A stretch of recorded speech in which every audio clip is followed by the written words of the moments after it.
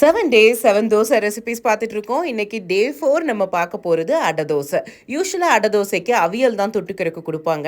ஆனால் இன்னைக்கு நான் தேங்காய் சட்னி பண்ணியிருக்கேன். அடை தோசை அண்ட் தேங்காய் சட்னி காம்போ சூப்பராக இருக்கும். ட்ரை பண்ணி பாருங்கள். இந்த அடை தோசை பண்ணுறதுக்கு 1 டம்ளர் மட்டும் இட்லி அரிசி எடுத்திருக்கேன். அது கூட வீட்டில் என்னென்ன பயிர் வகை இருக்கோ அது எல்லாத்தையும் ஆட் பண்ணிக்கலாம். இதுக்கு நோ ரூல்ஸ். இன்னைக்கு நான் கடலைப்பருப்பு, துவரம் பருப்பு, கருப்புழுந்து, மசூர் தால், பச்சைப்பயிறு, கொண்டக்கடலைன்னு இருந்த பருப்பு எல்லாத்தையும் ஆட் பண்ணியிருக்கேன். ஒரு 2-3 டைம்ஸ் நல்லா வாஷ் பண்ணிவிட்டு அப்புறம் ஒரு 5 to 6 hours நல்லா ஊற போட்டு பயிரெல்லாம் நல்லா ஊறின பிறகு நம்ம அரைச்சி எடுத்துடலாம்.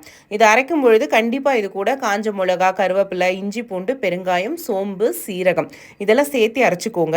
அரைச்ச உடனேயே இதை நம்ம தோசையாக ஊற்றிக்கலாம். ஆனால் நான் இன்னைக்கு கொஞ்சம் ஃபர்மெண்ட் பண்ணிவிட்டு அப்புறம் ஊற்றிருக்கேன். ஏன்னா எனக்கு அப்படி சாப்பிட்டா தான் ரொம்ப பிடிக்கும். இந்த குளிருக்கு அடை தோசை ரொம்ப நல்லா இருக்கும். அது மட்டும் இல்லாமல் நான் ப்ரோட்டீன் ரிச் ஃபுட்ஸ் நிறையா சாப்பிடணும் அப்படின்னு ஆசைப்படுறவங்க கண்டிப்பாக அதை ட்ரை பண்ணுங்கள். ஏன்னா எல்லா பயிர் வகையும் ஆட் பண்ணியிருக்கோம். ஸோ இது ஒரு ப்ரோட்டீன் ரிச்சான ஃபுட் கூட.